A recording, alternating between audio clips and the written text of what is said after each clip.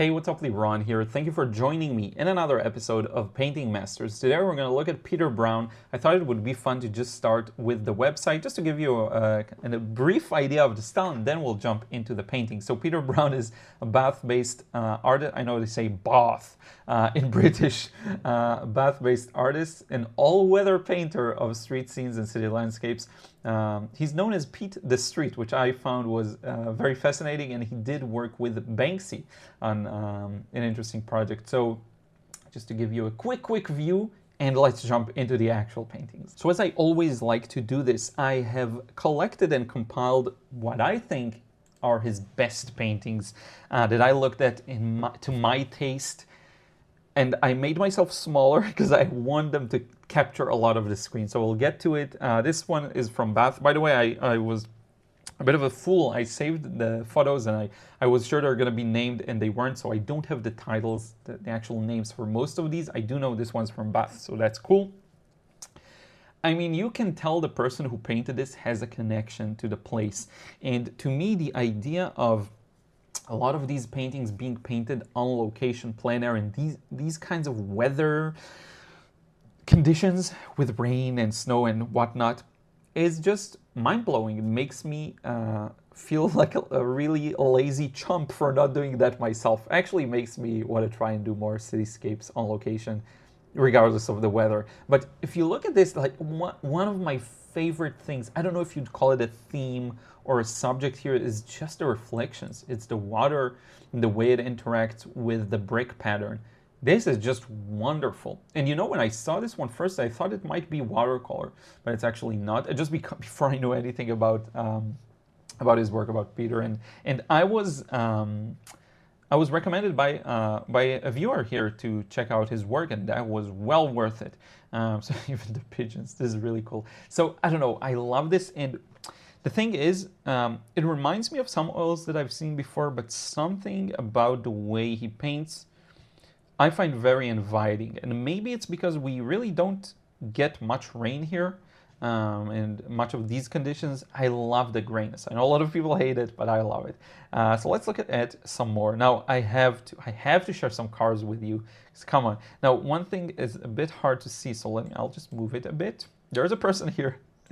And it's just so clever. See, a couple of brush marks and done. Same for the cars. Now, this is my all-time favorite thing in painting. I want to see the brush marks. I want to see them. I want to be able to, that's very personal of me, I want to be able to jump between the illusion and the actual thing making up the illusion, if I want to. So I can very easily see the illusion of a street and cars, but then I can also jump out of it and see the abstract shapes composing it. To me, that gives me big pleasure. Now, a lot of people have, and I think this has some good insight. So the asphalt is gray, but very often grays, I know greens are scary to a lot of people, but grays are actually where a lot of people mess up. The reason is their grays aren't in communication with the scene. Very often I see just a flat gray all throughout the painting, where that's not reality, because everything you see is influenced by the environment. So there will be colors reflecting on different surfaces. Now, the easiest example of this is water. Water reflects the sky, reflects trees, whatever, but this happens everywhere. And sometimes the lighter the object is, the more it's going to reflect. So let me give you an example. This person here is wearing a white shirt, but you can see he used blue for it, right? And there's a bit of yellow here because it reflects the environment. Now look at the asphalt. That's the thing I was starting with. There are some warmth, passages of warmth here, passages of kind of a violet thing, passages of a bit more of a ochre yellow, passages of blue, navy, dark blue, right? You get a lot of it. And even for dark objects like this car, it reflects something blue. It reflects some light orange. So I find that fascinating, and this is why a lot of paintings are considered a failure, because the colors don't communicate in a natural way. That's something we'll talk about more in the future. But yeah, I just absolutely love this one. Now, I think the next one is my favorite. Yeah, this one is my favorite. I'm a sucker for cars. So this to me is probably, I don't know if I'll go out on a limb if I would say this is it's definitely my favorite painting of the year so far that I've seen by anyone. And it might be like the favorite in the past year. I don't know, I'm not sure. This brings me so much joy. And you see here the wipers for the back of the car, and you can see the tail lights, and you can see so many details, but it's all scrunched up together. To me, that's like peak painting. That's sometimes how I would love my watercolors to look, honestly. The motion of the brush, the direction and how the brush stroke was performed has a lot of influence on the feel. And it's also very interesting to see that he also has some dry brush marks. That's very interesting. I don't see much of it in oils. Now, honestly, I don't know. This could be not oils. I'm not even sure what mediums he's using. I know he's using oils for sure in some paintings, but I don't know if some are not. So I'm gonna say I have no idea. But like, this is fantastic. So let me show you a couple of other ones. This one I really like as well. Just the grandness of the place and the sense of it. I think that's a church organ. These scenes I always find challenging. I'll show you a scene that I find even more challenging myself. Scenes where it's either overcast or it's a closed room and there's no strong, sharp sunlight. And I would love to do more of these myself. And this gives me the motivation and more than motivation, inspiration to try it out. Even though it's not watercolor, I can totally see myself painting something similar, of a similar subject quality in watercolor. Now, I do want to share with you two street scenes that, again, I don't know what it is. It could be the fact that we don't get a lot of rain here. Something about that wintry feel I find it very inviting, actually. I want to direct your attention to some small details that are so cool, like this. I don't know if it's meant to be raindrops catching the light, but this line here, absolutely love it. These lines here, absolutely peak.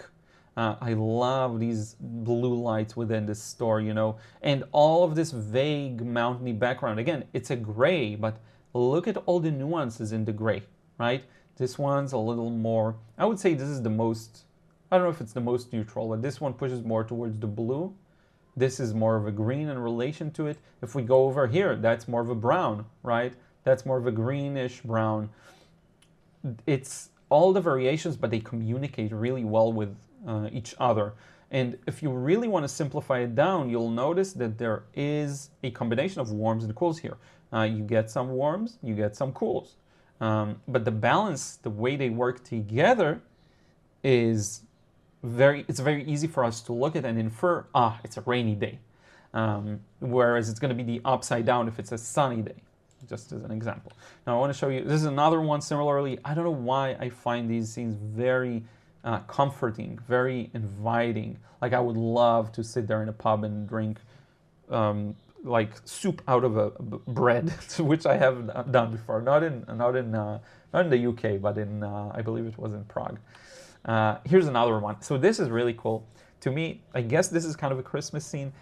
The look at the light and how it's consolidated in this area. And the more you go away from that point, you start getting darkness, right? You see these transitions here from these warm yellows and oranges all the way to these grays and blues. Even on top of the chairs, you get a bit of a mix of both. And this would be the focal point of the light. The more you pull out from the focal point, you'll get a bluer feel. Now there are lights here in the ceiling. Look at this, it's a wonderful effect. And again, the more you pull away from these and to the light coming from the outside, you get this gray blue, which I find fascinating. I find this to be a very interesting scene. I have no idea what this line is. Maybe it was from the preparation drawing sketch. I'm not that familiar with a drawing technique as it pertains to oils, acrylics, and such. So it's all new to me, but wow, I mean, this really makes me want to paint in an agnostic way with watercolor. Let's continue. So this one I love. Now, I don't know where it is, but it is the same location. So we have this version that feels like an afternoon, but once I hit the next, you'll see the same version, twilight, later. So we have a dog here, you have, you know, these wonderful lights from the town. Now look at what happens when we go a little later. That is, to me, brilliant. Like, I'm pretty sure that's the same place. It has to be the same place, right? And if you look at the pattern of lights here, I'm going to mark it for you. Look at this, where my cursor is. And if we jump between them, it's very consistent too.